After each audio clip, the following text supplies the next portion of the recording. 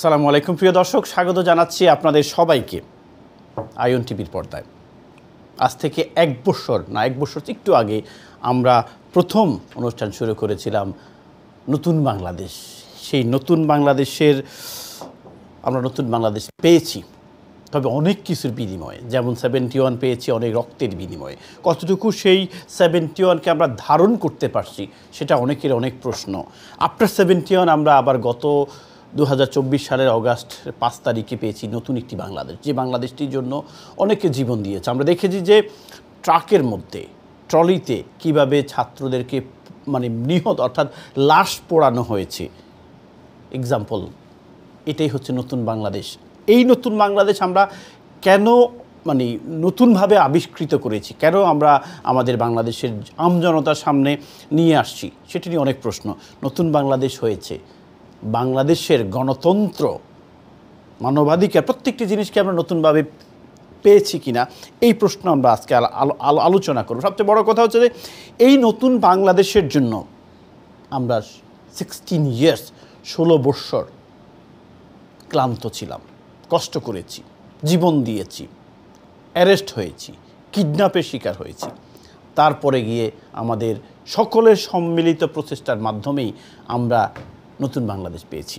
এবং সবচেয়ে বড় কথা, এই জুলাই মাস শুরু হচ্ছে, এই জুলাই মাসেই আমরা দেখেছি বাংলাদেশের ছাত্রদেরকে কিভাবে নির্বিচারে হত্যা করেছে বিগত হাসিনা সরকার।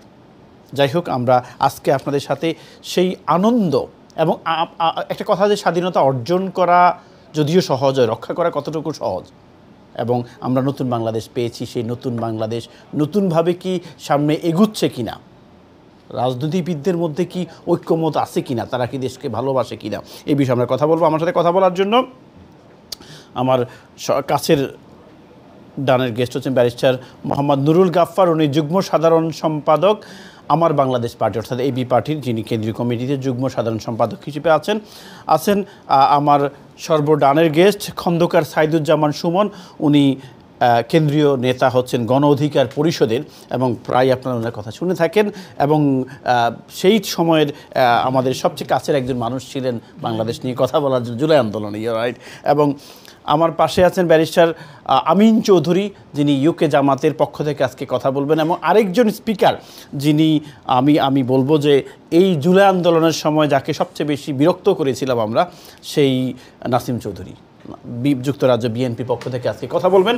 সো আমরা সবাই কথা বলছিলাম যে জুলাই আন্দোলন হয়েছিল, জুলাই মাস এসেছিল 24 সালের একটি নতুন বাংলাদেশের জন্য, একটি ভালোবাসার বাংলাদেশের জন্য, একটি গণতন্ত্রের বাংলাদেশের জন্য, যে বাংলাদেশে আমরা দেখব না যে লিমনকে হ্যান্ডকাপ পরানো হয়েছে আর হ্যান্ডকাপ পরানোর পরেই তাকে শ্যুট করা হয়েছে।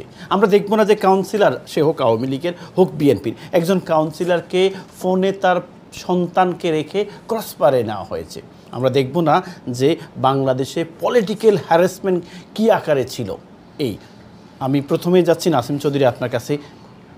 এই যে 1 বৎসর অতিবাহিত হলো জুলাই আন্দোলনের, কি পেলেন কি পেলেন না?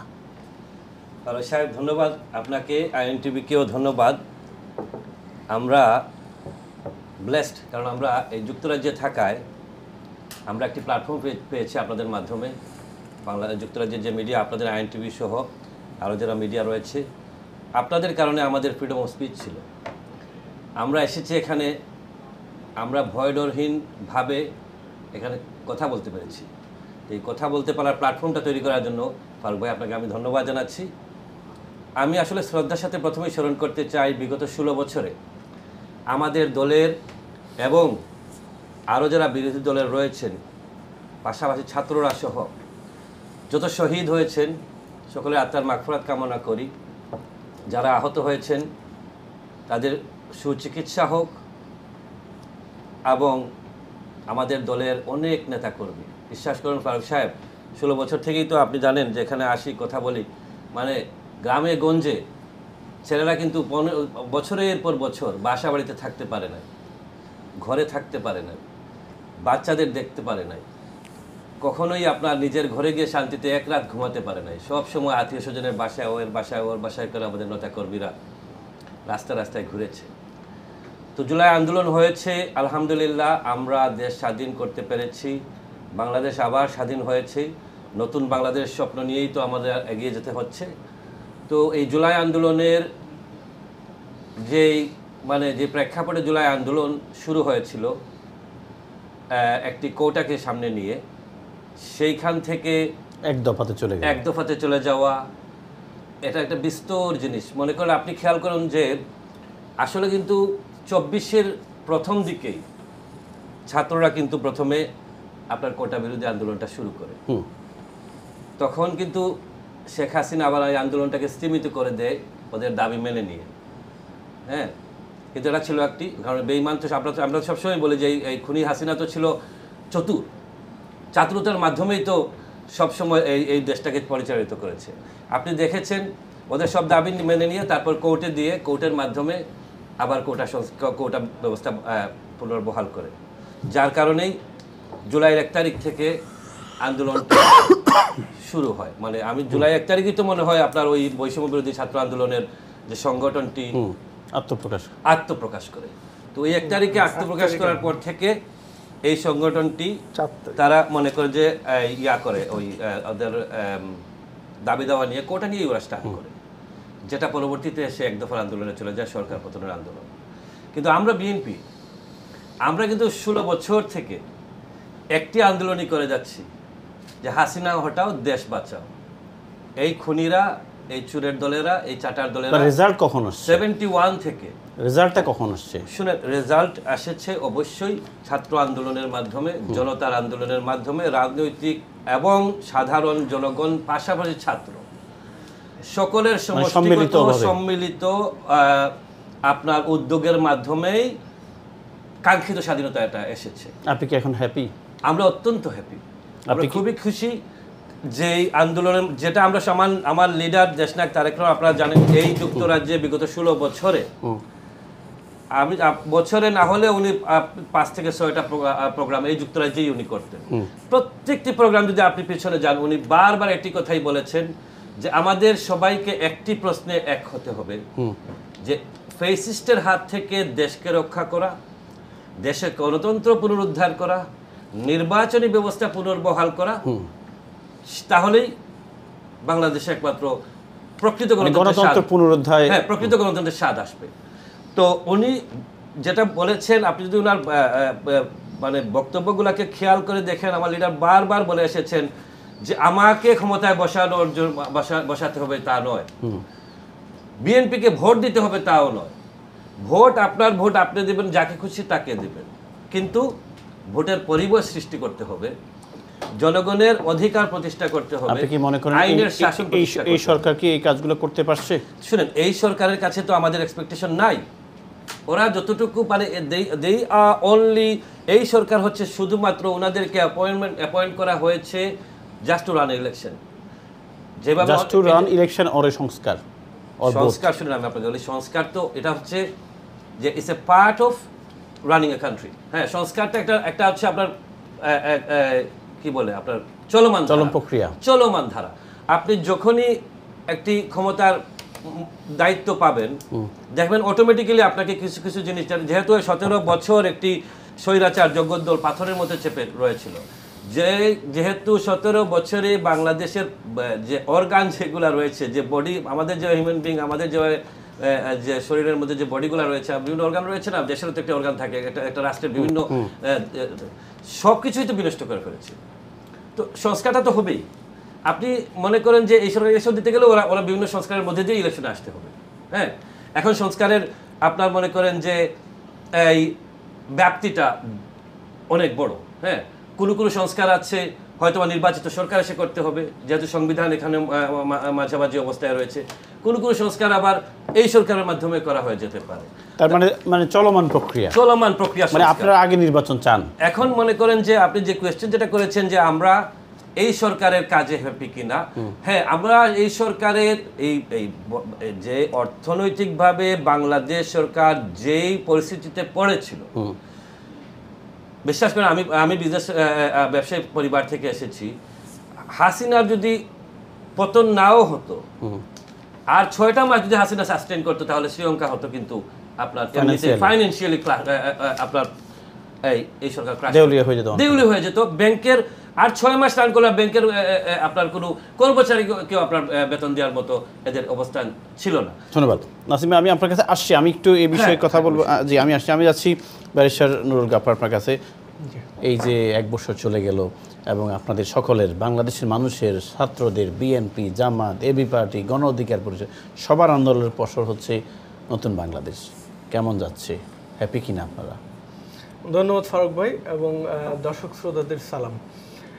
আমি বলবো শুরুতে যেটা বলেছেন আর কি, যে বাংলাদেশে গুম, খুন, ত্রাসের যে একটা রাজত্ব ছিল 16 বছর, আলহামদুলিল্লাহ এখন 1 বছরে সেটা আর দেখা যায়নি। আমরা মনে করি জাতিসংঘেরও একটা অফিস খুলতেছে মানবাধিকার কমিশনের, এবং এই যে ত্রাসের রাজত্ব, গুম, খুন, ক্রসফায়ারের নামে তুলে নিয়ে খুন করা, বিনা বিচারে 8 বছর 10 বছর মানুষকে আটকে রাখা, সেই যে মানুষের জানের উপরে যে ভয়, সেটা চলে গেছে আলহামদুলিল্লাহ।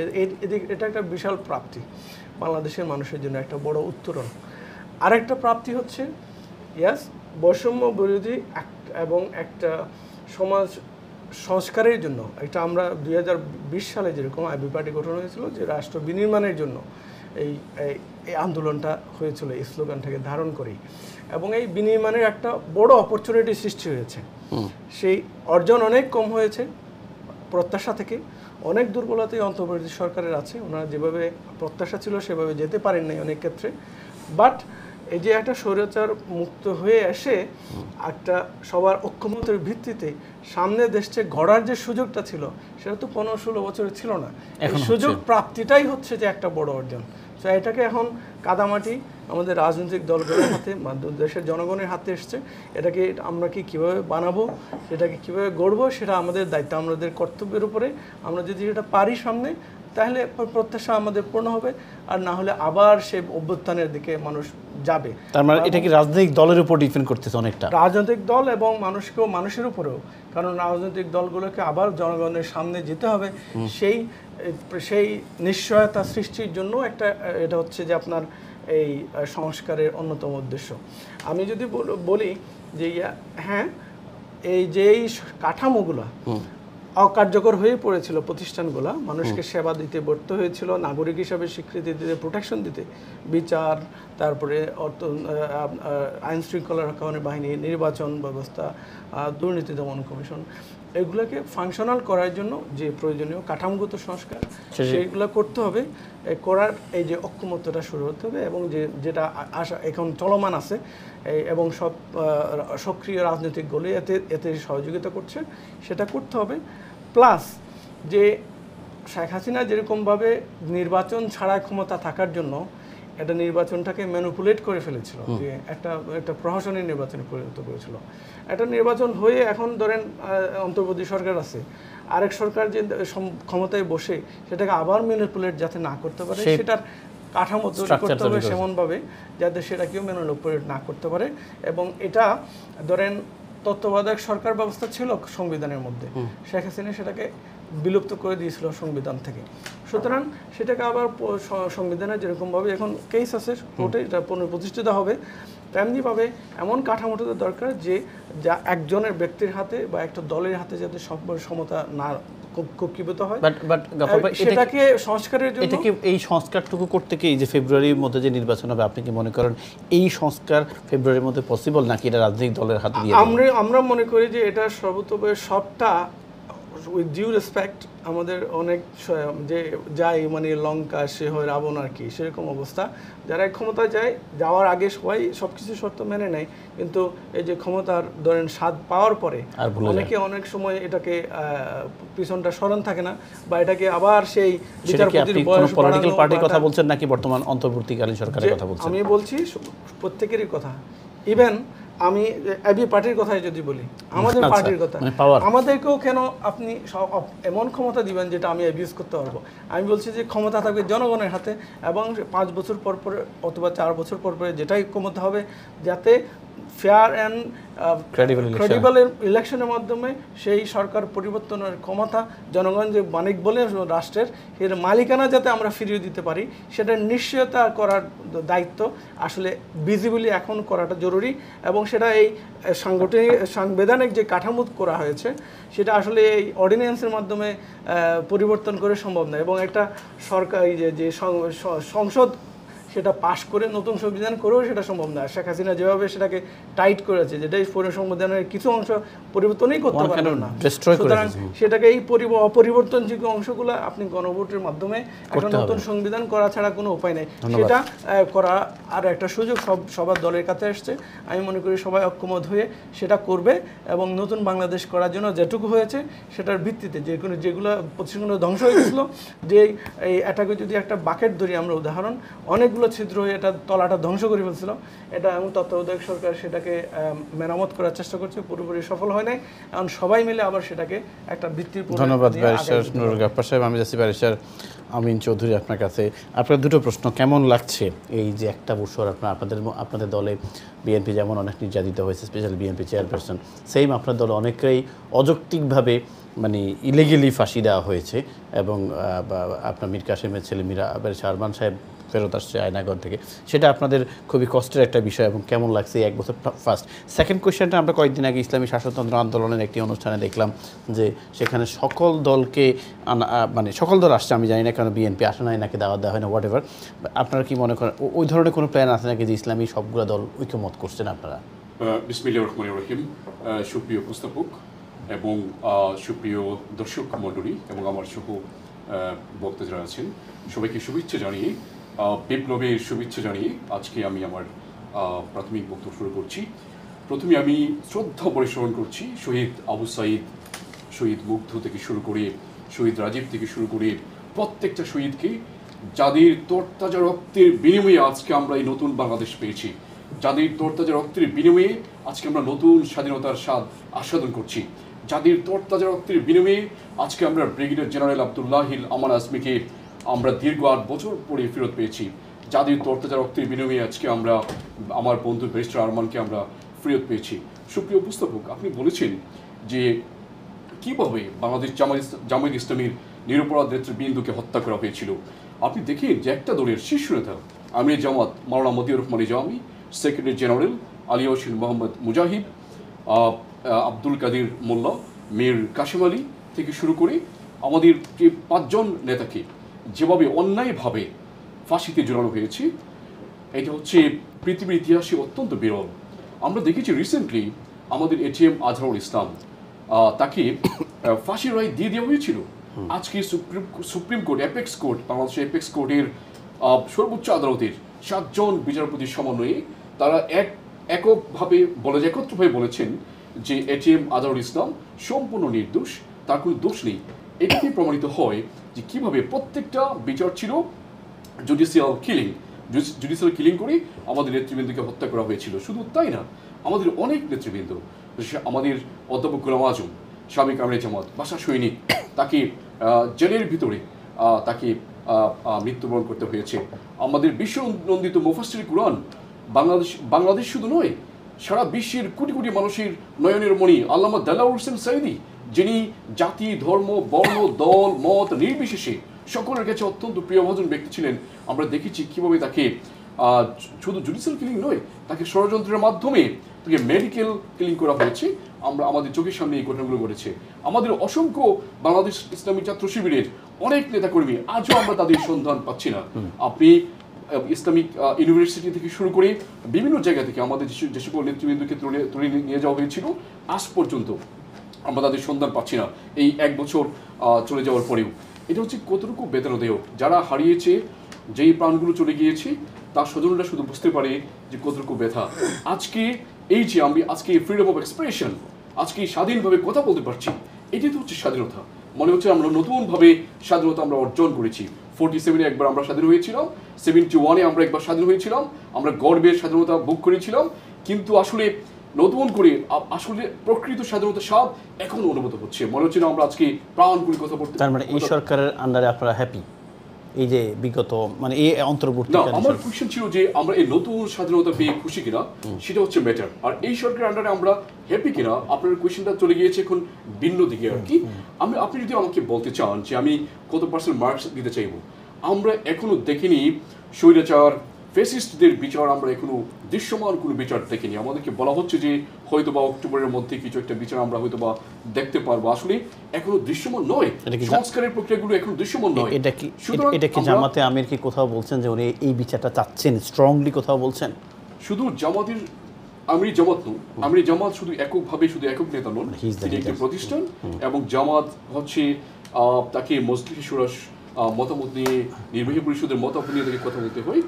আমরা সবসময় জামাতের যে পলিটিক্যাল স্ট্যান্ড সেটা হচ্ছে আমরা যে ফ্যাসিস্ট রিজাইম, যারা স্বৈরাচারী ব্যবস্থা কায়েম করেছিল বাংলাদেশের, যারা মানুষ হত্যা করেছে নির্বিচারে পাখির মতো গুলি করে, আমরা তাদের বিচার দেখতে চাই, সুষ্ঠু বিচার দেখতে চাই। আমরা শুধুমাত্র অন্যায়ভাবে কাউকে ফাঁসিতে ঝুলিয়ে দেওয়া হলো। আমির জামাতের কথা যদি প্রসঙ্গে নিয়ে আসছেন, উনি ক্লিয়ার করতে চেয়েছেন যে a wrong cannot be justified by another wrong. আপনি ভুল করে এসেছেন, আমি যদি সেম ভুলটা করতে চাই, নিরপরাধ কোনো পার্সনকে আমরা ফাঁসিতে ঝুলাতে চাই না, কিন্তু যারা অপরাধী তাদের বিচার, সুষ্ঠু বিচার আমরা দেখতে চাই। এটা হচ্ছে আমির জামাত এবং বাংলাদেশ জামাত ইসলামীর স্ট্যান্ড, পলিটিক্যাল স্ট্যান্ড। আচ্ছা ব্যারিস্টার, আমি একটা প্রশ্ন করে আমি যাচ্ছি গণ অধিকার পরিষদের কাছে। কোশ্চেন হচ্ছে যে এই যে আপনার কয়েকদিন আগে যে আইবিডি ইসলামী শাসনতন্ত্র আন্দোলনে যে সমাবেশ হয়েছিল, সেখানে বিএনপি অনুপস্থিত ছিল, এই বিষয়ে আপনার মন্তব্য? ওয়েল, বিএনপি তাদের একটা পলিটিক্যাল আইডিওলজি রয়েছে, তারা একটা আদর্শ নিয়ে রাজনীতি করেন। আর ইসলামী শাসনতন্ত্র আন্দোলন যে প্রথম যেটা করেছে, যে এই প্রথম ইসলামী দলগুলোর মধ্যে ঐক্যের একটা সুর শুরু হয়েছে। এবং আপনি বিশেষ করে কমি ব্যাকগ্রাউন্ডে যে ওলামা ইকরাম, তাদের সাথে যে জামাতের দূরত্ব ছিল, এই প্রথম সেই দূরত্ব ঘুচিয়ে তারা ভাই ভাই হয়ে কাঁধে কাঁধ মিলিয়ে বুকে বুক মিলিয়ে আগামী নির্বাচনে প্রভাব বিস্তার করবে আমরা আশা করছি। আপনারা জোট করার জন্য শুধুমাত্র প্রভাব বিস্তার করবে সেটা না, আমরা আরো নতুন বড় কিছু আশা করছি। উইদাউট বিএনপি, নতুন বাংলাদেশ বিনির্মাণে উইদাউট বিএনপি আমরা এখনো, যেহেতু এখন সবচেয়ে বড় দল কিন্তু বিএনপি, পলিটিক্সের শেষ কথা বলতে বলে কিছু নেই, দেখেন ইলেকশন আগের দিনও চেঞ্জ হতে পারে। এই মুহূর্তে কি অবস্থা? এই মুহূর্তে আমরা চাচ্ছি যে বাংলাদেশ সুষ্ঠু সুন্দরভাবে সমৃদ্ধশালী বাংলাদেশ গড়ার জন্য, বাংলাদেশকে মালয়েশিয়া, আমরা তো মানে আপনারা একটা জোট চাচ্ছেন যে জোটে বিএনপি নেই, এটাই তো? আমি এটা এখনো, যেহেতু বিষয়টা আন্ডার প্রসেস, এখনো আপনি কমেন্টস করতে চাচ্ছেন? আমি কমেন্টস করতে চাচ্ছি। ধন্যবাদ আপনার ব্যারিস্টার আমিন চৌধুরী। আমি যাচ্ছি খন্দকার সাইদুজ্জামান সুমন। এক বছরের চেয়ে বেশি হয়ে গেল সেই প্রথম এক দফা এবং প্রথম বাংলাদেশের কথা। আপনার কাছে প্রশ্ন সেম, কেমন লাগছে এক বছর প্লাস? অবশ্যই আপনার দল অনেক আন্দোলন, অনেক কথা বলছে, স্পেশালি বিপি নূর সেই প্রথম থেকেই কথা বলছে বাংলাদেশের কোটা আন্দোলন থেকে শুরু করে অনেকগুলো অধিকার নিয়ে।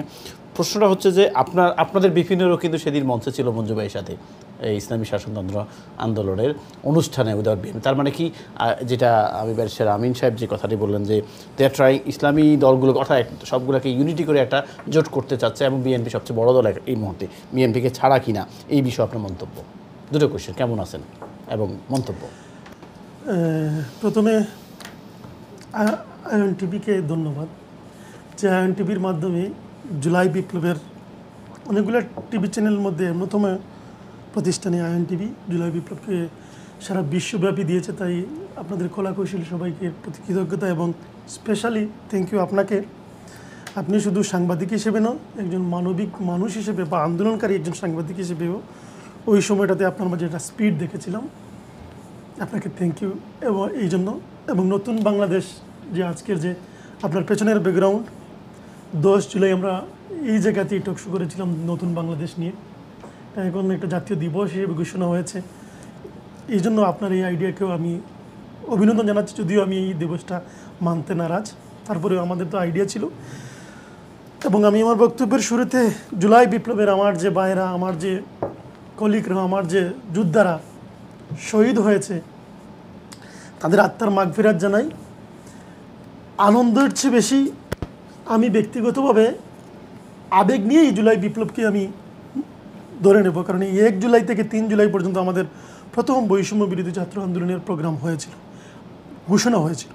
তারপর থেকে 4 তারিখ থেকে যখন আন্দোলনটা বেগবান হয়েছিল, আমি জুলাই বিপ্লবের সেই দিনগুলোতে সকল নাগরিক না আসার আগ মুহূর্ত আমি এমন ফোন পেয়েছি যে ভাই আমরা একটা জায়গায় আছি, আগামীকালকে আমরা ওই জায়গাতে আক্রমণে যাব, বা একটা পার্সোনাল কথা ছিল বলার, আমি একটু স্মৃতিচারণ করতেছি। এটা পার্সোনাল কথা বলার ছিল, সুমন ভাই আপনি তো ইংল্যান্ডে থাকেন, আমার একটা মাত্র বোন, আমার বাবা খুব গরিব মানুষ, আমি যদি কালকে মারা যাই কোনো কারণে, ওটা আমার বাবার নাম্বার, যদি ইনকেস আমি মারা যাই তাহলে আমার বোনটা প্রাইমারি স্কুলে পড়ে, অনেকে এরকম বলেছে, অনেকে বলছে আমার বাবা নাই আমার মা আছে, এরকম অনেকগুলা স্মৃতি। আমরা অনেকে বলছে ভাই আমরা কিছু টাকা চাই, মাইক চাই, এগুলো অনেকগুলো বলেছে, আমরা ওই সময় নিঃশর্তভাবে দিয়েছি। আসলে কেন দিয়েছি, কিসের জন্য দিয়েছি, ইনকামের জুলাই মাসের বা এর আগের অনেকগুলো ফান্ড আমার ব্যক্তিগত ফান্ড চলে গিয়েছে, বিশাল ফান্ড চলে গিয়েছিল ওই সময়টাতে। কিন্তু এক বছর পরে, এক বছরে আমি হিসাব মিলাইতে পারিনি যে ওই সময় আমার মধ্যে কি কাজ করেছে। এই মানুষের, এই ছেলেদের কথাগুলা নাকি দেশপ্রেম নাকি কোনো লোভ ছিল আমার মধ্যে। আসলেই ওই সময়টাতে আল্লাহ চেয়েছিলেন যে একটা ফ্যাসিস্টিজমের হত্যা হোক। আরও কিছু যদি কথা যদি বলি তাহলে আমার চোখ দিয়ে জল চলে আসবে, এই জন্য আমি বলতে চাচ্ছি না, এটা থাকুক, কোনো একদিন যদি সুযোগ হয়, সিচুয়েশন তৈরি হয়, জুলাই বিপ্লবের সেই আবেগগুলা, সেই কথাগুলা তুলে ধরবো। তো জুলাই বিপ্লবটা শুধুমাত্র একটা বিপ্লব নয়, এটা আবেগের জায়গা। এই মুহূর্তে 71 যেভাবে আবেগ, এটাও আবেগের জায়গা। তো জুলাই বিপ্লব আন্দোলনের এক বছরে কি পেলাম, আমরা প্রত্যাশা নিয়ে বা আশা নিয়ে বা কিছু পাওয়ার জন্য জুলাই বিপ্লব করিনি, সেটা আমার আগের এই আলোচনায় বলছি। কিন্তু 5 আগস্টের পরেই নতুন বাংলাদেশ ঘোষণার পর আমাদের প্রত্যাশা ছিল অনেক কিছু, কিন্তু প্রত্যাশাটা ইউটার্ন নিয়ে বাংলাদেশ ইউটার্ন নিচ্ছে এক পর্যায়ে এসে আজকের পর্যন্ত এসে এটা জিরো হয়ে গেছে। আমি বলবো কেন বলবো জিরো হয়ে যাব, কারণ যে ফ্যাসিস্টরা, যে মানুষগুলা গণহত্যা চালিয়েছিল, তারা ভারত বিভিন্ন দেশে বসে আছে। ভারতে তারা বসে শাহরুখ খানের ছবিও দেখতেছে, নুরা ফাতেহার ডান্সও দেখতেছে। আর আমাদের যে উপদেষ্টা পরিষদ, আমাদের যে বুদ্ধিজীবী সমাজ, সাংবাদিক সমাজ এবং সুশীল সমাজ, যারা ওই সময় বা এর আগে আমাদেরকে মোটিভেট করেছিল তরুণদেরকে রাজনীতিতে আন্দোলনের জন্য, আমরা যদিও একটা রাজনৈতিক প্রতিষ্ঠান, কিন্তু আমাদের নেতাও তো তরুণ ছিল, তার মাধ্যমেই আন্দোলন শুরু হয়েছে নুরুল হক নুরের মাধ্যমে। কিন্তু আজকে অধিকাংশ আমি রিপিট করছি, অধিকাংশ সাংবাদিক, বুদ্ধিজীবী, রাজনীতিবিদ, সুশীল সমাজ, তাদের বিবেক, সেই স্পিড সবগুলা বিক্রি করে ফেলেছে। তার এমনভাবে কথা বলে, মানে তাদের প্রত্যাশার জন্য কথা বলে। যদি আপনি টিভি, টেলিভিশন, টক শো, রাজনীতি স্টেটমেন্টে আসলে বাংলাদেশ বিনির্মাণ বা ওই যে জুলাইয়ের যে স্পিড দান করেছিল, যে কারণে মানুষ রাস্তায় নেমে এসেছিল, পাবলিকের ডিমান্ড, এসব নিয়ে কেউ আলোচনা করে না। আজ এক বছরে বাংলাদেশ প্রায় 26 লক্ষর উপরে লোক, 28 লক্ষের কাছাকাছি লোক নতুনভাবে দরিদ্র সীমার নিচে চলে গিয়েছে। আপনি চিন্তা করেন, আমাদেরকে বলা হচ্ছে আপনি কি এই সরকারের এটা ব্যর্থতা?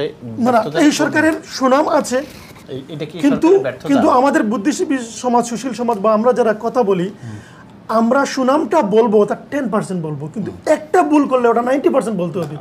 কারণ 71-এর চেতনা নিয়ে যে মানুষগুলো 71% দুর্নীতি করতো বাংলাদেশে, আর 24-এর চেতনা নিয়ে ওই লোকগুলো 24% দুর্নীতি করলেও, 24% করাপশন করলে ওটাও করাপশন। দাদা, ওই বিষয়টা নিয়ে আলোচনা করতে হবে। কিন্তু আমাদের সমাজ বা বুদ্ধিজীবীরা জুলাই বিপ্লবের এই সরকারের করাপ্টেড, আমি বলছি আলোচনায় একটু সময় নেব, পরবর্তী আপনি সময় কম দিবেন, সময় নিয়ে বলি।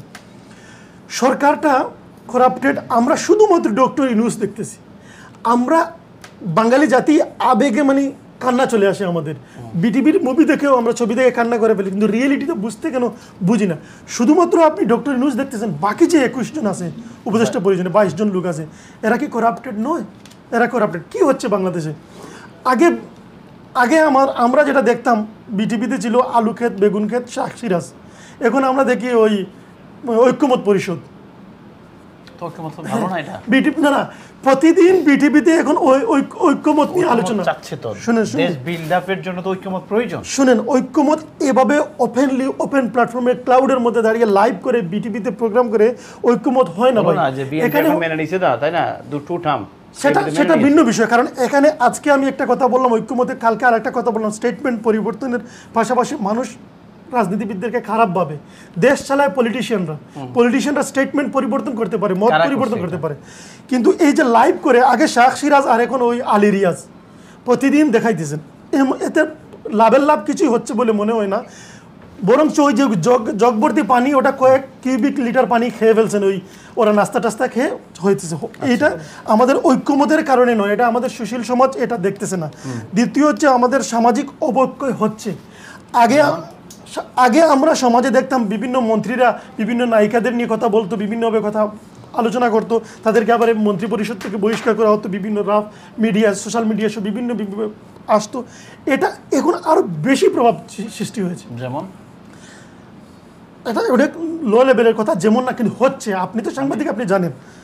আপনি কি তুষারের কথা একজনের কথা বলে না তুষারের কথা বলছি না, সামাজিক এখনো যে একজন অ্যাডভাইজার একজন গার্লফ্রেন্ডের সাথে নুসরাত ফারিয়ার সাথে প্রেম করে, আমি তো কোথাও পাই না। এগুলা দেখেন, একজন সাংবাদিক যদি বা একজন ইউটিউবার যদি বা একজন ফলোয়ার যদি বলে একজন নেতার চরিত্র নিয়ে কথা বলে এবং ওটা যদি এটা স্ট্রিম করে লাইভ করে, কাউকে পাই না। আই বিলিভ ব্যাপার ভাই পাইছেন কিনা আমি জানি না, কোন অ্যাডভাইজার আছে বলুন।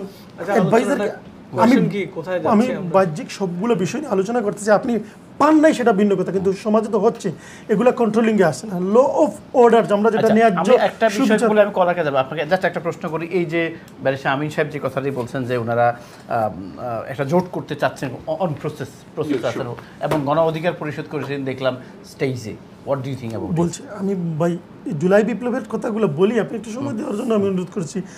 যে আমরা যে সামাজিক ন্যায় বিচার এবং আইনের শাসন চেয়েছিলাম, এটা কিন্তু আরো খারাপের দিকে চলে গিয়েছে। এটা কেন যাবে? এই সরকারের উপরে প্রত্যাশার সরকার। বিপিনুর রাজনীতি করে তাকে আপনি তখন তো বেগম খালেদা দিয়ে অ্যারেস্ট করছে, তার এক সময় দেশে যেতে পারেন নাই, ওনাদের মঞ্জু সাহেব লুকাইছিলেন, সেটা ছিল ফ্যাসিস। আপনি এক বছর আগে আরো খারাপ হয়েছে বলেছেন না, আরো খারাপ হয়েছে কেন হয়েছে? মানে যে মব জাস্টিস হচ্ছে, সামাজিক প্রায় 250টার উপরে মব হয়ে গিয়েছে এই এক বছরে। আমি বলি ধান খেতে আগাছা একটা থাকে, একটা থাকলে আমরা বলি না এটা আগাছা খেত। না এখানেই আমাদের সমস্যা। আপনি 99টা ভালো কাজ করেন, একটা খারাপ কাজ করাটাই হচ্ছে আপনার ক্রাইম। ব্যাপার হচ্ছে আমার ভাই এই গণ অধিকারের ভাই, আমি জুলাই বিপ্লব নিয়ে কথা বলেছেন এবং উনি আসলেই খুবই আপনার মনে হয় অসন্তুষ্ট এই সরকারের উপর। তবে আপনাকে একটা জিনিস খেয়াল করতে হবে যে সরকারের ওজনটাকেও তো আপনার মাপতে হবে, কারণ একটা গণতান্ত্রিক একটা রাজনৈতিক সরকার এবং একটা ইন্টারিম গভর্নমেন্ট, যে সরকারটা এসেছে মাত্র কয়েকদিনের জন্য, মাত্র 20 জন উপদেষ্টা নিয়ে একটি রাষ্ট্র চালাতে গেলে, একটি ক্যাবিনেট করতে গেলেও আপনার মানে আপনার বিএনপি বলেন, আওয়ামী লীগ বলেন, অনেক বড় ক্যাবিনেট নিয়ে। আমরা তো বারবার এর জন্যই বলি যে এখানে আমার ভাই যে ধরনের এক্সপেকটেশন তাদের কাছে চাচ্ছেন, এই এক্সপেকটেশনগুলো আপনাকে করতে হবে একজন পলিটিক্যাল গভর্নমেন্টের, নির্বাচিত সরকারের কাছে। যার কারণেই আমরা বলেছি এবং আমরা যখনই আমি কিন্তু জুলাই বিপ্লবের পর থেকে যখনই টকশোতে আসি এবং নির্বাচনের কথা বলি তখন কলাররা ফোন দিয়ে বলেন ওনার স্টেটমেন্ট শেষ করে ফেলবেন। আচ্ছা, আপনি শেষ করতে আপনার কাছে হচ্ছে। হ্যাঁ, কারণ আমাকে একটু বলতে হবে, এই জন্য বললাম আর কি। তাহলে আপনি আপনার বক্তব্য বলুন না। এখন হচ্ছে কি, এই যে প্রত্যাশার কথা আমি বলছিলাম এবং এই জুলাই বিপ্লবে এসে যে এই যে আমি আনহ্যাপি দেখাচ্ছি, কারণ হচ্ছে কি আমি অনেকগুলো রক্ত দেখেছি, রক্তের সাথে ছিলাম।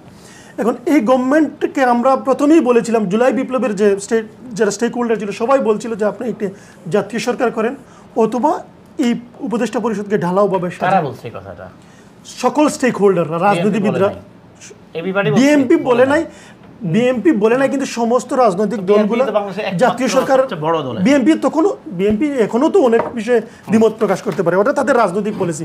কিন্তু আন্দোলনের ওই সময় ছোট ছোট রাজনৈতিক দলগুলো এবং বিভিন্ন সামাজিক সংগঠনগুলোই কিন্তু মেইন স্টেক হোল্ডার ছিল। বিএনপি জনফোর্স জাতীয় সরকার করলে এই সমস্যাগুলো হতো না, অথবা তাদের উপদেষ্টা পরিষদকে ঢালাওভাবে সাজাতে, তাদের আইন শৃঙ্খলা বাহিনীকে আরো সুন্দর জায়গায় নিয়ে আসতো, তাহলে এই সমস্যাটা হতো না। এখন আপনি যে প্রশ্ন করেছিলেন যে নুরুল হক নূর বা ইসলামী আন্দোলন জোট হচ্ছে কি না, রাজনীতিতে আমরা পেয়ার পদ্ধতিতে ইলেকশন চাচ্ছি, এখানে জুট আর আনজুটের সাথে জনগণের স্বতঃস্ফূর্তভাবে ইলেকশন হবে, এটাই সবচেয়ে বড় কথা। আর রাজনৈতিক একটা আমাদের যে একটা সুন্দর আচরণ ছিল, বন্ধুত্ব ছিল, সম্পর্ক ছিল, এই সম্পর্কটা 16 বছরে আমরা ভুলে গিয়েছিলাম। এটাতে হয় এটাও আমরা জানতাম না, জানিও না। মানে জোটটা আপনারা করতেছেন কিনা? না, জুট নয়, এটা রাজনৈতিক সৌন্দর্য। বিএনপি কোথায়? না, এখানে বিএনপি যদি না আসে বা তাদেরকে ইনভাইট করা না হয়, তাহলে এখানে প্ল্যানিং এর অভাব অথবা ডিজাইনিং এর অভাব। কলারের সাথে কথা বলে এই বিষয়ে একটু কথা বলবো। কলার, আসসালামু আলাইকুম। আসসালামু কেমন আছেন ভাই? ভালো জি আছেন? আলহামদুলিল্লাহ। আপনার প্রশ্ন বা মন্তব্য আজকের বিষয় নিয়ে। 2 মিনিট সময় দিবেন? জি জি বলেন, আপনি 1 মিনিট। 1 মিনিটে তো কিছুই বলুন যায়। এই আলহামদুলিল্লাহ 1 মিনিটে অনেক কিছু বলা যায়, বলেন, শুরু করেন। আচ্ছা, আমি বলতেছি দেখেন, বাংলাদেশের যে বৃহত্তর 2-3টা রাজনীতি দল আছে, ওরাই ঠিকই থাকবে, বুঝছেন? হয়তো কেউ পাকিস্তানে যাবে, হয়তো না ইন্ডিয়ায়, তো আমরা দেখলাম চলে গেছে। কিন্তু নতুন যে রাজনৈতিক 2টা দল দেখলাম, ওই কয়েকদিন আগে আমরা টিভিতে না কিছু কিছু ইয়েতে দেখলাম যে ওনারা আওয়ামী লীগের নেতা কর্মীরা হুমকি দিচ্ছেন, ওনারা যখন আসেন একটাকেও ছাড় দিবেন না, বুঝছেন? তো আমার প্রশ্ন হলো যে বিএনপি তো দেশে থেকে আন্দোলন করছেন, এনসিপি বলেন আর বলেন, ওনারা কোথায় যাবেন? আর দ্বিতীয়টা হচ্ছে যে ইউনূস সাহেবকে নিয়ে যে প্রশ্ন তুলছেন, ওই যে অধিকার পরিষদ, দেখেন ডক্টর ইউনূস সাহেব যদি না আসতেন বাংলাদেশে, এই বাংলাদেশ কোথায় যাইতো? প্রশ্ন।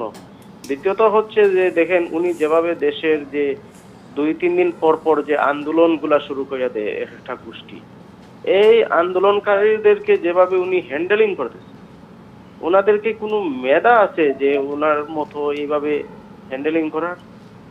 কাউকে কি একটা মানুষ আহত হয় নাই এবং নির্যাতিত হয় নাই, কোনো একজনকে অ্যারেস্টও করা হয় নাই।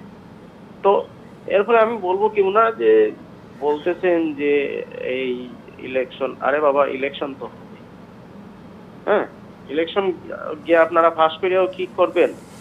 আগের মতোই।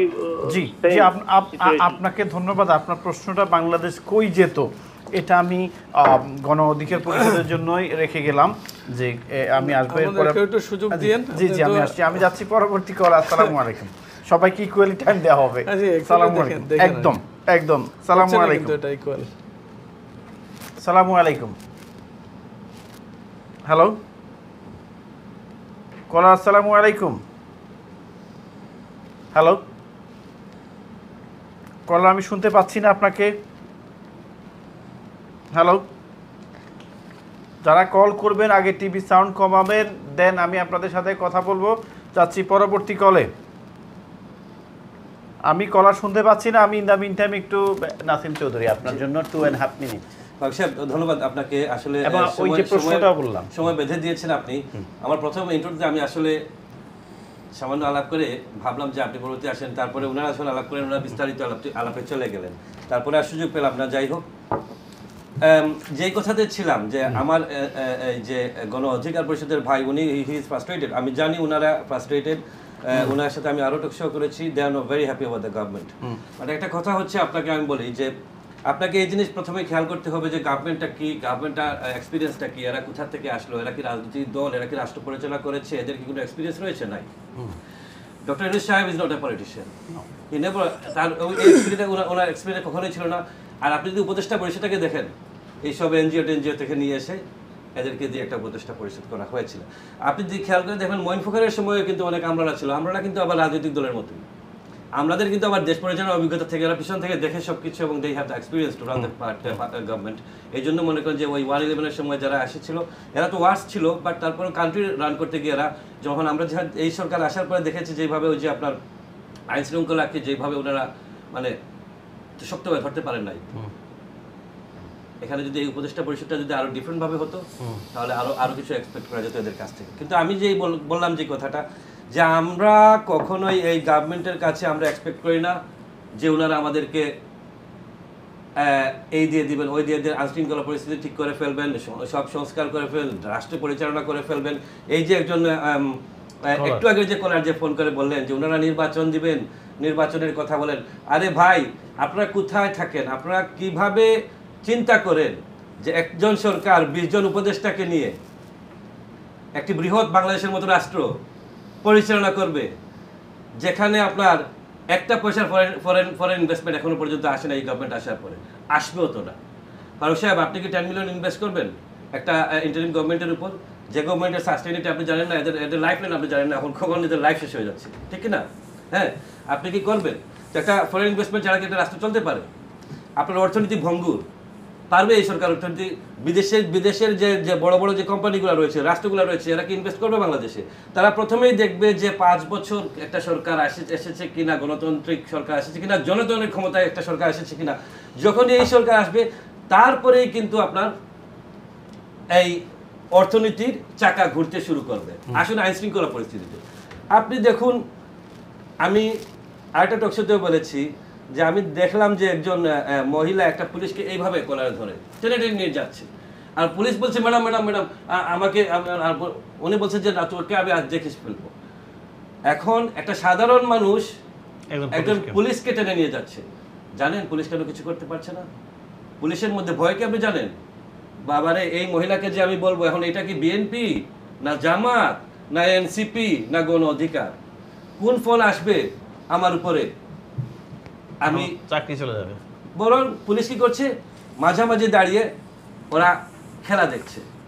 কারণ ওদের পুলিশের যে জিনিসটা হচ্ছে যে আপনার একটা গভর্নমেন্ট তো না, এখনো 4-5টা most powerful political parties at the moment যারাই আছে, এরা সবাই কিন্তু পাওয়ারফুল। এনসিপি এত বড় হতে পারে কিন্তু এদের পাওয়ার কিন্তু খুব বেশি, কারণ এরা তো আবার উপদেষ্টা হয়ে আসতাম।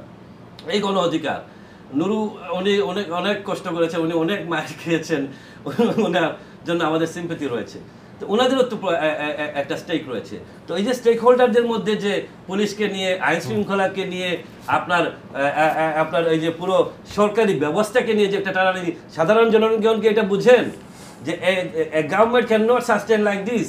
আপনার একটা সরকার কখনোই নির্বাচিত, আরে শুনেন, বিএনপি তো, আমরা তো বহুদলীয় গণতন্ত্রে বিশ্বাস করি বিধায় আমরা ডক্টর ইউনূসের কাছে আহামরি কিছু চাই না ফারুক সাহেব, নির্বাচন ছাড়া। আমরা বহুদলীয় গণতন্ত্রে বিশ্বাস করি বিধায় তো শহীদ প্রেসিডেন্ট জিয়া রহমান আওয়ামী লীগের মতো দলকে আপনার সাজিদা চৌধুরীকে শহীদ প্রেসিডেন্ট জিয়া রহমানের কাছে বললো এবং শহীদ প্রেসিডেন্ট জিয়া রহমান আওয়ামী লীগের নিবন্ধন দিয়ে দিলেন। হ্যাঁ, শহীদ প্রেসিডেন্ট জিয়া রহমান যদি আওয়ামী লীগের থ্রেট মনে করতেন তখনই তো আওয়ামী লীগ কোনদিন জন্ম নিতে পারতো না। আবার ওদের মৃত্যু তো ঘটিয়েছিল ওদের নেতাই, শেখ মুজিবুর তো ওদের মৃত্যু ঘটিয়েছিল না? আওয়ামী লীগকে ব্যান করেছিল তো শেখ মুজিবুর রহমান বাকশাল করে, সেই আওয়ামী লীগকে আবার রাজনীতি করার সুযোগ করে দিয়েছিল শহীদ প্রেসিডেন্ট জিয়া রহমান। এখন কথা হচ্ছে যেটা, যে আপনাকে এটা খেয়াল করতে হবে যে বাংলাদেশের মুদ্রা কথা হচ্ছে ফারুক সাহেব, আসবো আপনার ওই ইয়াতে, ওই যে কি বললেন, ওই যে জামাতের জোটের মিটিং যেগুলো হচ্ছে ওটাতে আসবো। কিন্তু আমি একটা জিনিস সুস্পষ্টভাবে বলে দিতে চাচ্ছি যে আপনারা এই গভর্নমেন্টের কাছে খুব বেশি আশা করবেন না, কারণ এই গভর্নমেন্ট আপনাদের জনগণ এদেরকে বসে, this is not their cup of tea, this is not their cup of tea. Plus হচ্ছে ওনাদের সেই এক্সপিরিয়েন্সও নাই, এবং ওনাদের ডক্টর ইউনূস সাহেবের যেভাবে আমরা যতটুকু দেখেছি, he wants to have a fair election and he wants to go, বুঝছেন? উনি সম্মানিত ব্যক্তি, সর্বজন শ্রদ্ধেয় ব্যক্তি, উনি হচ্ছেন পৃথিবীর মধ্যে যে কয়েকজন আপনার ইন্টেলেকচুয়াল মানুষ বর্তমানে লাইভ রয়েছেন, he is one of them. তো উনি তো আর বাংলাদেশের এই গভর্নমেন্টের দিয়ে বাংলাদেশের বিতর্কিত হওয়ার তো কোনো দরকার হতো না। এখন কথা হচ্ছে যে আমরা ওনাদের কাছে খুব বেশি আশা না করি। ফেব্রুয়ারিতে ইলেকশন দেওয়ার ঘোষণা দিয়েছেন আমার লিডার দেশনায়ক তারেক রহমানের সাথে, অত্যন্ত সুন্দর একটা ফ্রুটফুল একটা আপনার মিটিং হয়েছে। ওই মিটিং এর মাধ্যমে ফেব্রুয়ারিতে ইলেকশনের জন্য যে ডাক দেওয়া হয়েছে, গতকালকেও দেখেছি আপনার উপদেষ্টা পরিষদের বৈঠকে বসে আপনার পুলিশকে নির্দেশ দেওয়া হয়েছে যাতে করে ফেব্রুয়ারিতে মধ্যে ইলেকশনের জন্য প্রিপারেশন নেওয়া হয়। তো ওইটাতেই আমরা থাকি, ইলেকশন হোক, জনগণ দেখুক।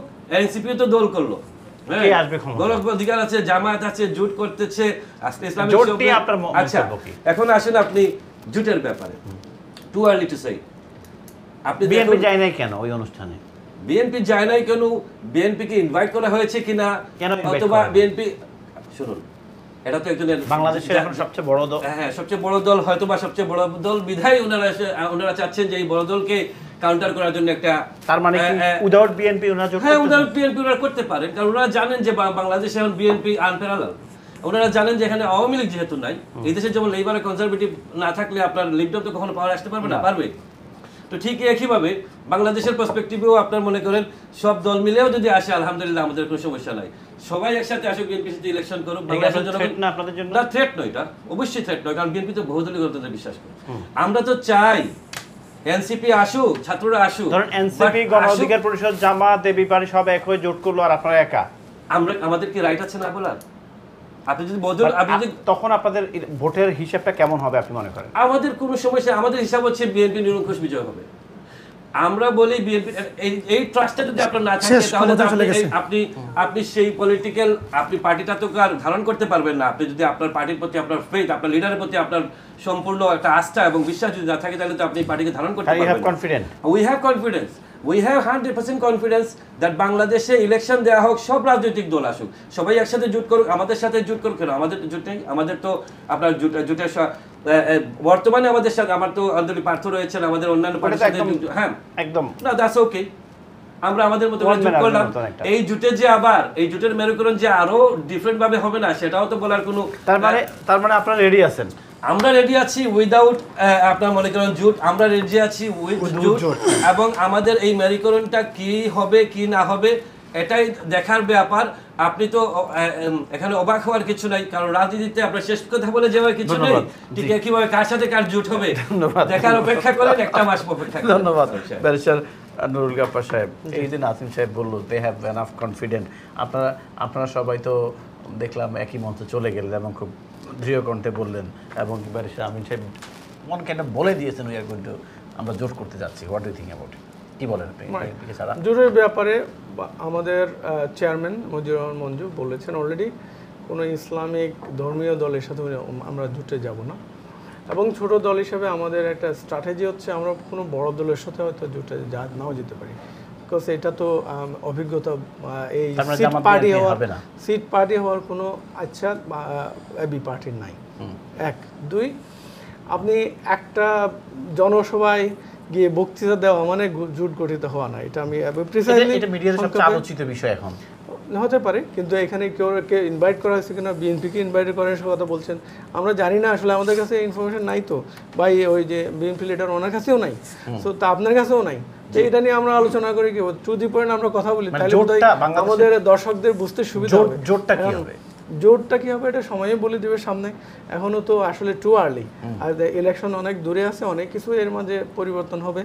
আমরা আশা করি যে একটা শান্তিপূর্ণ ইলেকশন হচ্ছে কিনা, মানুষ এবং এই ভীতিমুক্ত, প্রভাবমুক্ত, মাস্তান এবং কালো টাকা মুক্ত পরিবেশে ভোট দিতে পারছে কিনা, সেটাই হলো বিষয় কথা। এখন সবাই মিলে একটা জোট হোক, সেটাও গণতন্ত্রের জন্য ভালো না, আপনি সবাইকে একসাথে জানতে যাচ্ছেন, এটা একটা প্রতিদ্বন্দ্বিতামুক্ত পূর্ণ একটা ইলেকশন হোক, সেটাই মানুষের প্রত্যাশা। এটা ভোট বাংলাদেশের একটা উৎসব, সে উৎসবে যাতে মানুষ মারতে পারে সে সুযোগ তো আপনি দিবেন। এখন সবাই যদি একজোট হয়ে যায়, আসন ভাগাভাগি করে ফেলে, তাহলে তো সেই আবার হাসিনা স্টাইলে হয়ে যাবে, তাই না?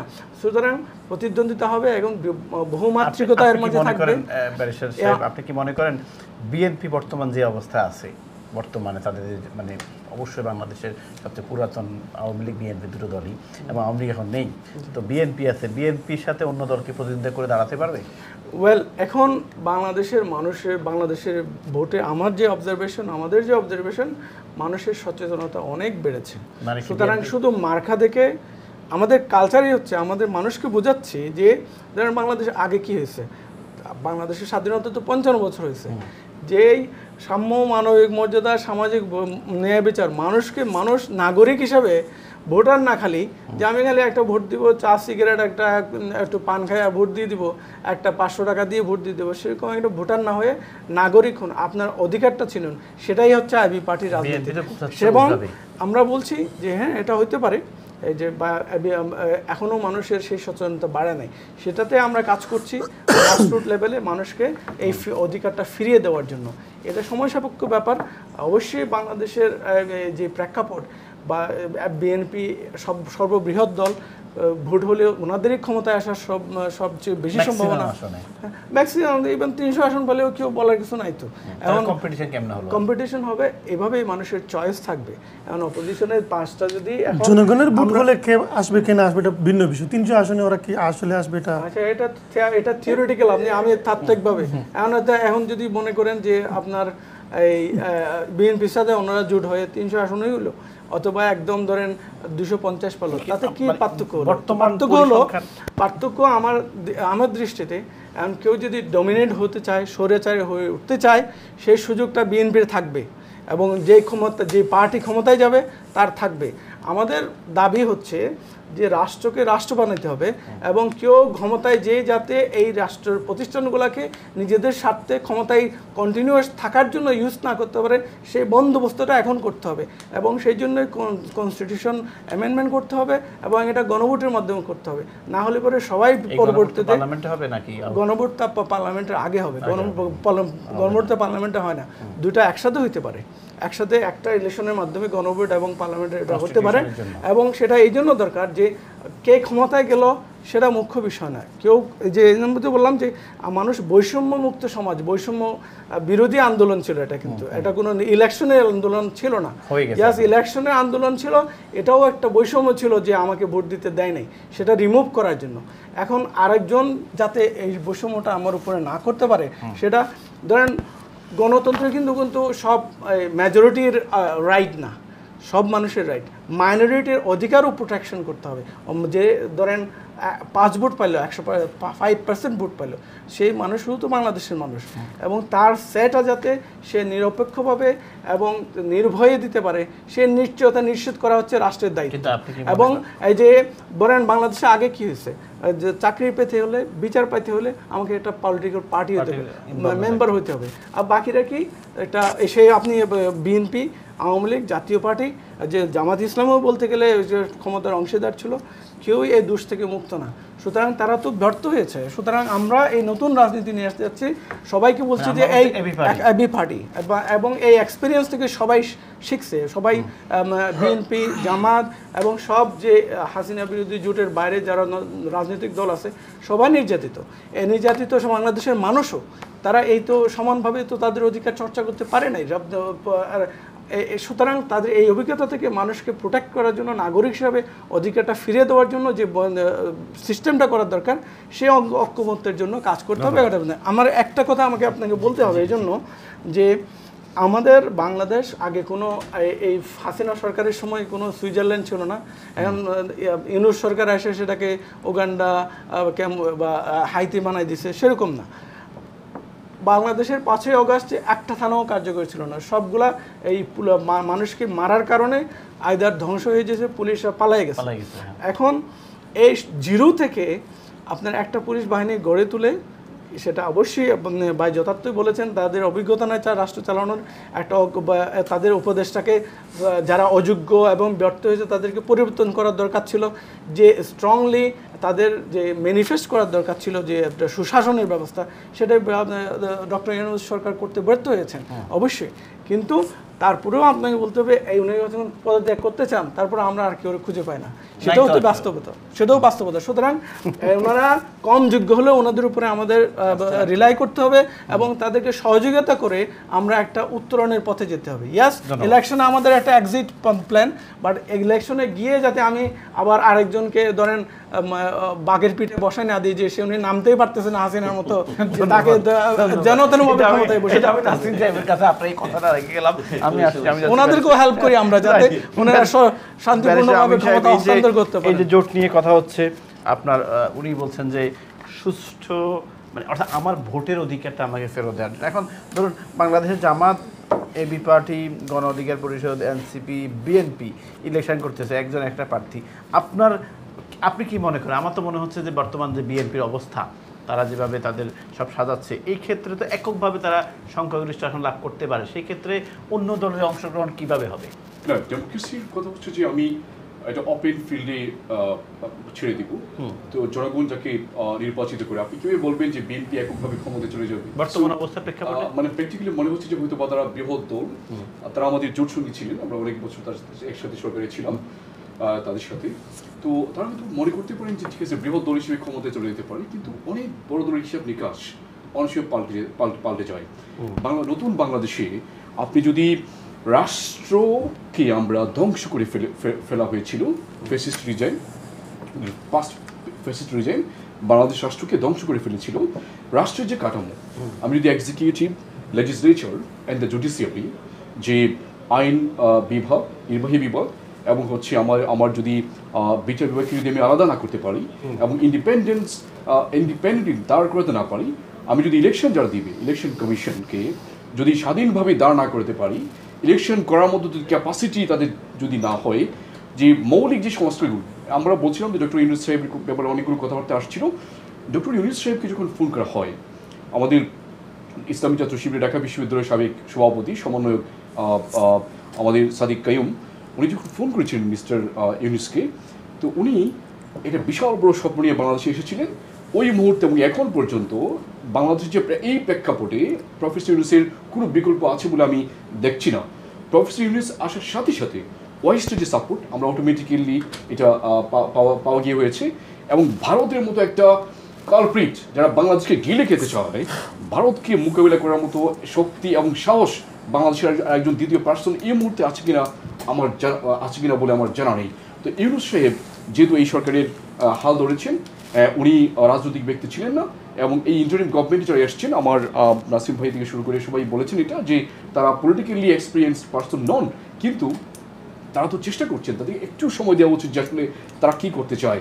প্রয়োজনীয় সংস্কারগুলো যদি না করা হয়, রাষ্ট্রকে যদি একটা রাষ্ট্রীয় কাঠামোর উপরে ভিত্তির উপরে দাঁড় না করানো হয়, এর মধ্যে যদি ইলেকশন দিয়ে দেওয়া হয়, আর যদি সেই আগের মতো করে ইলেকশন করে আমরা এরকমভাবে আমরা যেমনভাবে আজকে আয়ন টিভিতে স্টুডিওতে বসে আমরা রেজাল্ট দিয়ে দিচ্ছি যে BNP is going to the power, so this is not politics, this is not democracy বলে এটা নয়।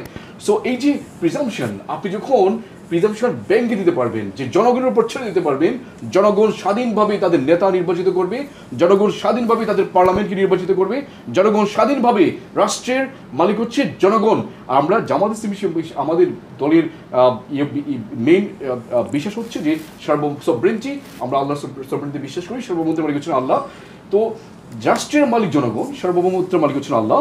এই প্রিন্সিপালের উপরে আপনি তো জনগণকে রাষ্ট্রের মালিকানা দিতে হবে, তো যাতে করে রাষ্ট্রের মালিকরা বিএনপি কি সেই মালিকানা দিচ্ছে না?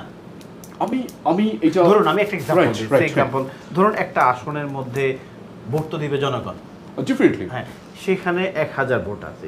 1000 ভোটের মধ্যে যেহেতু এখন আওয়ামী লীগ নেই এবং সবচেয়ে ক্যালকুলেশন এটি মনে হচ্ছে যে মেজরিটি ভোটে বিএনপি এগিয়ে যেতে পারে। হ্যাঁ, কিছু আসন রয়েছে, যেমন আমাদের আপনি যদি সাতক্ষীরার কথা চিন্তা করেন, ওখানে 4টা আসনে 4টাই আমাদের ছিল। আপনি যদি বৃহত্তর রাজশাহী জোটের আমলে ছিল না, জোটের আমলে 91-এ জামাত এককভাবে 18টা আমরা সিট উইদাউট বিএনপি, আর হচ্ছে আমরা জোটগতভাবে 17টা সিট ছিল, মহিলাদেরকে নিয়ে 5টা, সবকিছু মিলিয়ে 21টা কি 22টা হতে পারে, 2টা। সো না, মহিলাদের 2টা, 5টা জোট সরকারের আমলে। তো এখন প্রশ্ন হচ্ছে আমাদের এখন কি আপনাদের পরে আপনাদের হাইয়েস্ট ছিল 5টা, আপনারা একবার 3টা পেয়েছেন, একবার মনে হয় 5টা পেয়েছেন না, আমরা 91 সালে ইলেকশন করি, আমরা 18 পেয়েছি। এখন আপনাদের অবস্থা কি মনে করেন আপনি? এখন আপনাদের অবস্থা ধরুন নো এবি পার্টিও নাই, গণ অধিকার পরিষদ, বিএনপি আর জামাত ইলেকশন করবে না। আপনি যদি এরকমভাবে এই পরিসংখ্যানে আমি যেতে চাচ্ছি না, এই স্ট্যাটিস্টিক্স, যেহেতু তারা আমাদের জোটসঙ্গী ছিলেন, তাদের সাথে আমরা ইলেকশন করে অভ্যস্ত, ইলেকশন করেছি। এখন তো আর করবেন না। আপাত দৃষ্টিতে মনে হচ্ছে যে ইলেকশন করার পসিবিলিটি নয়, আপাত দৃষ্টিতে মনে হচ্ছে। বাট আমি আগে বলেছি, রাজনীতিতে শেষ কথা বলতে কিছু নাই। তো যে কোনো সময় ইলেকশন আগে দিলেও রাজনৈতিক মেরুকরণ পাল্টে যেতে পারে। সো যেহেতু পলিটিক্সে আপনি ডেফিনেটলি কিছু বলতে পারছেন না, সো আমি এত আগে আসলে এরকম করে ক্লিয়ার করে বলতে যাচ্ছি না যে তাদের সাথে বেশি নাই, ফেব্রুয়ারি চলে আসতেছে কয়েকদিন না, এখন তো আপনি দিনক্ষণ তো এখন তো ইলেকশন ফেব্রুয়ারিতে হচ্ছে নাকি এপ্রিলে হচ্ছে, এখন তো জাস্ট আমরা ডক্টর ইউনূস সাহেব এবং তারেক রহমান সাহেবের মিটিং এর রেজাল্ট তো হচ্ছে ফেব্রুয়ারিতে। আমরা এক্সপেক্ট করছি ইলেকশনটা হয়ে যাক দ্রুত, কিন্তু আপনি যদি প্রয়োজনীয় সংস্কার না নাকি আপনারা ফেব্রুয়ারিতে ইলেকশন চাচ্ছেন না? আমরা অবশ্যই চাচ্ছি যে দ্রুততম সময়ের মধ্যে ফেব্রুয়ারিতে যাচ্ছেন কিনা? না, ফেব্রুয়ারি অথবা April, it doesn't matter. Main matter হচ্ছে আপনারা কি ধরুন ডক্টর ইউনূস সাহেব এবং জনাব তারেক রহমান সাহেব বসে ওনারা বলছেন ফেব্রুয়ারিতে নির্বাচন হতে পারে। ডক্টর মোহাম্মদ ইউনূস সাহেব একটা রাজনৈতিক দলের প্রধানের সাথে বসিয়ে এইভাবে উনি লন্ডনে এসে মিটিং করে এটা বলতে পারেন না। উনি বলছেন উনি হচ্ছে যে উনি ঠিক আছে যদি এটা করে থাকেন, it was his another mistakes, one of his mistakes. So আপনি সকল দলের সাথে মিশিয়ে তার তাদের মতামত নিয়ে আপনি আপনার অপিনিয়ন পেশ করবেন। ধন্যবাদ ব্যারিস্টার আমিন সাহেব। আমি যাচ্ছি করার, আমি আসবো আপনাদের কাছে। আমি জানি আপনারা অনেকক্ষণ ধরে বসে আছেন। সুমন সাহেব, আপনার জন্য আমরা তো দল আসন ভাগাভাগি করে ফেলছি অলরেডি, আপনাদের কি অবস্থা? আমার কাছে না, আমার কাছে কিছু একটা প্রশ্ন ছিল। আমাদের প্রথম কলার বলছেন যে ডক্টর ইউনূস সরকার যদি সম্পর্কে আমার কোনো জ্ঞান আছে কিনা বা আমরা জানি কিনা। প্রথমত হচ্ছে আজকের আলোচনা হচ্ছে জুলাই বিপ্লব নিয়ে। জুলাই বিপ্লবের 1 বছর। হাসিনার সমস্যা ছিল বিধায় জুলাই বিপ্লব হয়েছে। আমরা এখন যে ঘোড়া চালাচ্ছে তার লাগাম ধরবো নাকি আগেরটার লাগাম ধরবো? আমরা 1 বছর আগের হাসিনাকে দেখতেছি, কিন্তু বিগত 1 বছরে যে এই সরকার যে ঠিক জায়গায় আসতেছে না বা আসবে বা সময় দিতে হবে, এটা নিয়ে আমি দীর্ঘদিন আলোচনা করেছি। আমি এখনও যদি কেউ ডক্টর ইউনূস সরকারের পক্ষে আলোচনা করতে চায় বা তার পক্ষে যদি দাঁড়াতে হতে ভ্যানগার্ড হয়ে হিসেবে গণ অধিকার পরিষদ বা এই এনসিপি এগুলো তৈরি হবে। দেখেন, ডক্টর ইউনূস থেকে শুরু করে এই ৭১-এর পরে আমরা একজনকে জাতির পিতা বানিয়ে দিলাম। ২৪-এর পরে যদি আমরা এখন জাতির দাদু বানিয়ে দেই ডক্টর ইউনূসকে, বানাই নেই তো। না, জনগণের আবেগ শুনেন, জনগণের আবেগ এখন ডক্টর ইউনূসের বিরুদ্ধে আপনি ফেসবুকে 1 লাইন বলেন, আপনার 5000 কমেন্ট আসবে যে আপনি দালাল, ভারতের দালাল, আপনার আমার চাকরি লাগিয়ে দিবে রতে। অথচ আমাদের ডক্টর ইউনূস এমন কোনো কাজ করে নাই হয়তো এই জন্য। না, এটা ইমোশন। দেখেন, আপনি যে ভারতে ইমোশন যদি কাজ করতো তাহলে ভারতে সুষ্ঠু নির্বাচন হতো না। 1970 সাল থেকে এখন পর্যন্ত বাংলাদেশে একটা সুষ্ঠু নির্বাচন না হওয়ার পেছনের একমাত্র কারণ হচ্ছে আমাদের আবেগ। সব কিছুর দায়ী হচ্ছে জনগণ। ডক্টর ইউনূস সাহেব ক্ষমতায় আসছেন, এসে উনার যে কিছু স্টেটমেন্ট দিয়েছেন হাসিনার যে কম দিয়েছেন। ধরেন, প্রথমত হচ্ছে উনি তরুণ সমাজকে সুযোগ দিতে চান। এনসিপির মতো একটা বিপ্লবী একটা সংগঠনকে এখন সন্ত্রাসী সংগঠনের মতো করে ফেলছেন। এরা এমন কোনো ক্রাইম নাই যেটা করে নাই, তারা সব কিছুই করতেছে। কি ক্রাইম করছে ভাই, এখন তো টপিক চেঞ্জ হয়ে যাচ্ছে। আপনি অন্য এক সময় এনসিপি নিয়ে আলোচনা, এমন কোনো ক্রাইম নেই যেটা করে নাই। আর নারী কেলেঙ্কারি থেকে ধরে শুরু করে অর্থ বাণিজ্য থেকে শুরু করে ব্যবসা বাণিজ্য গার্ড দখল থেকে সবগুলো করতেছে ছোট্ট সংগঠন হয়। বিএনপি করতেছে, কিন্তু এনসিপি করে নাই যেমন কিছু না, সব কিছুই করতেছে তারা। এবং কি উনি হঠাৎ করে কয়েকজনকে মাস্টারমাইন্ড করে দিলেন, এখন ওরা পিস্তল নিয়ে ঘুরে এবং ভুল হয়ে যায়। এবং বাচ্চা খেলা হচ্ছে ঢাকা শহরে। না, ঢাকা শহরে বাচ্চা 2জন সুপার ব্যাচেলার এই আমাদের বিএনপির নেতা, না ভাই বলতে দেন প্লিজ, বিএনপির নেতা ইশরাক এবং এই আসিফ ঢাকা উত্তর নিয়ে এখন সুপার গেম খেলতেছেন। দুজনের একটা প্রেস্টিজ ইস্যু, একজনে টান দিয়েছেন কে মেয়র হবে, একজন দূরে মেয়র হয়ে যাচ্ছে, একজন দিতেছে না। এগুলার জন্য জুলাই বিপ্লব হয়নি, আবু সাঈদের রক্ত এই জন্য হয়নি। তাহলে আমার মেধা থাকুক আর না থাকুক, আপনাকে বলতে হবে। দেখেন, উনি সময় দিবেন, সুযোগ দিবেন, ওনাদেরকে চান্স করে দিলেন। ওরা এগুলো ওয়ান কাইন্ডস অফ সন্ত্রাসী সংগঠন। যেভাবে ৭১-এর পর যে জাসদের মধ্যে একটা 30,000 লোক মারা গিয়েছিল, এরকম একটা সন্ত্রাসী সংগঠন আগামীতে এনসিপি এটা বিপদের মুখোমুখি হয়ে গেছে শুধুমাত্র ডক্টর মোহাম্মদ ইউনূসের কথার কারণে। উনি বাংলাদেশ এক্সকিউজ মি ভাই, আমি আপনার সময় আসলে বলবেন, শুনেন, আবেগ থেকে বাইরে হয়ে আসতে হবে বুদ্ধিজীবীদেরকে। বাট আপনি এনসিপি কে প্রচন্ড আবেগী কথা বলছেন। আর আপনি তো এনসিপি কে সন্ত্রাসী সংগঠন বলতে পারেন না, ওয়ান কাইন্ডস অফ সন্ত্রাসী সংগঠন করে ফেলতেছে। শুনেন, এরা অনেক কিছু করছে। আমি ভাই, ওরা নারী কেলেঙ্কারি, অর্থ সংগ্রহ, ঠিকাদারি বাণিজ্য কোনটায় করছে? আপনি সাংবাদিক, আপনি খবর নিয়ে আমি ব্লেম দিয়েছি না, সত্য কথা বলতেছি সেটা আমি আপনাকে বললাম যে যেমন আমরা দেখেছিলাম যে বিশ্বজিৎ হত্যাকাণ্ডে ছাত্রলীগ জড়িত ছিল। শুনেন, আমি বলে দিই, আমরা সেন্সরিয়ার মালিককে জানি, তাহলে বলি শুধুমাত্র আসিফের বাবার নামে ঠিকাদারি আবার বাউন্স চলে আসছে। দেখেন, এনসিপির এই যে নেতা হান্নান মাসুদ গাট এলাকার সবচেয়ে বড় সন্ত্রাসী এখন হান্নান মাসুদ, তার এলাকায় যে হান্নান মাসুদের ঘর বাড়ি কিছু ছিল না, এখন হান্নান মাল্টিবিলিয়নিয়ার। শুনেন, অনেকগুলো এখন বলছি যে ডক্টর ইউনূসের স্টেটমেন্টের কারণে সন্ত্রাসী সংগঠন জিনিসটা মনে হয় বলা ঠিক হয় না। এটা ওয়ান কাইন্ডস অফ শুনেন, তাদেরকে সুযোগ করে দেওয়া হয়েছে। শুনেন, ব্যাপক এটা বললে আমি আবার এটা বলেন যে তাদের বিরুদ্ধে অভিযোগ থাকতে পারে, অভিযোগ তৈরি হয়ে দেখেন, ঠিক আছে, ওকে, ঠিক আছে, ফাইন। সাহেব কি বলেন আমি জানি না। অভিযোগের মতো চলে আপনার আলোচনা বলবেন, অভিযোগের মতো তাদের মধ্যে নিয়ে আসছে, অথচ তারা ছিল কলঙ্ক মুক্ত, তারা হচ্ছে পোস্টার বই ছিল, তারা পোস্টার বই ছিল। দলে জয়েন করে নাই? না, আমাদের শো ধরেন, ধরে নিন আমাদেরও তো অ্যালায়েন্স তারা ছিল। এই তাদের বিরুদ্ধে এতগুলো অভিযোগ আসতো না, পোস্টার বই হিসেবে তারা রাখতো। যদি উনি নিজে বলতেন না যে আমরা সুযোগ করে যে কিংস পার্টি করে ফেললেন, উনি সরকারি টাকা 40 জন লোককে নিয়ে উনি উপহার নিলেন, ইউকেতে আসলেন, গিফট নিলেন, কিন্তু সরকারি ফান্ডে জমা দিলেন না। কি গিফট নিয়েছেন? ওই যে কিংসের কাছে হারমোনি অ্যাওয়ার্ড নিলেন। অ্যাওয়ার্ড নিয়েছেন, না, অ্যাওয়ার্ড গিফট সেম থিংস। না না ভাই, গিফট অ্যাওয়ার্ড অ্যাওয়ার্ড দিলেন। সবাইকে দেন না, আমি গাফার ভাইকে সারে গিফট দিতে পারি। সরকারি খরচে আসলেন, অ্যাওয়ার্ড নিলেন, সরকারি ফান্ডে জমা দিলেন না। 40 অ্যাওয়ার্ড কেন? এবং সরকারি খরচে এসে বিরোধী দলীয় নেতার প্রধানের সাথে এসে আলোচনা করে মানসিকভাবে রাষ্ট্রের জন্য, দেশের জন্য। শুনেন, তারেক রহমান সাহেবের সাথে বসার পরে দেশের স্থিতিশীলতা, দেশের, আমি বলি মানসিকভাবে প্রধানমন্ত্রী হিসেবে আগামীতে আসছেন তারেক রহমান, এটা জনগণের কাছে মেসেজ দিয়ে দিলেন মানসিকভাবে। এটা তো চিরন্তন সত্য। এবং শুনেন, চিরন্তন সত্য হয় না রাজনীতি, ডেমোক্রেসি। আপনি যদি ইলেকশনে আপনি কি মনে করেন বিপিনুর প্রধানমন্ত্রী না, হবে? বিপিনুর ডাজন্ট ম্যাটার। আমি বলি আমার শেষ করতে দিচ্ছেন না, আপনারা কিন্তু কোয়েশ্চেন সবাই মিলে কোয়েশ্চেন করলে হবে না। না, এখন হচ্ছে মানসিকভাবে তারেক রহমানকে প্রধানমন্ত্রী করে দিলেন। উনি এসে সাংবাদিকদের সাক্ষাৎকারে বলে দিলেন যে বাংলাদেশে ভোটের টাকার বিনিময়ে ভোট হয়। সত্য কথা বলেছেন, কিন্তু এটা আবার বলার কারণে পলিসিগতভাবে আমাদের মতো মধ্যবিত্ত যারা অনেকে নেতা হতে চেয়েছিল তাদের তো টাকা নেই, এখন তারা নিজেরাই ইচ্ছা করবে এখন টাকা সংগ্রহের জন্য যে যত কিছু করার প্রয়োজন সব কিছু করবে, কারণ আগামী তো টাকার বিনিময়ে ইলেকশন হবে। একজন রাষ্ট্রপ্রধান হিসেবে যখন এই স্টেটমেন্টগুলো দেওয়া হয়, এটা জুলাই বিপ্লবকে বুমেরাং করা হয়। আপনাকে ধন্যবাদ। আমি আসছি আপনাদের কাছে, তার আগে দুইটা কল নিয়েছি। কল। আসসালামু আলাইকুম। ওয়ালাইকুম আসসালাম। ভাই কেমন আছেন? আমাদের সুমন সাহেব তো ইউনূস সাহেবের উপর খেপা, আপনার কি অবস্থা? ওয়ালাইকুম আসসালাম। ভাই আমাকে শুনতে পাচ্ছেন? আমি আপনাকে ক্লিয়ারলি শুনতে পাচ্ছি। ওই যে সুমন ভাই যা বলেছেন অ্যাবাউট ইউনূস সাহেব, উনি সত্যি বলেছেন ইউনূস সাহেব কিছুই করতে পারেন না।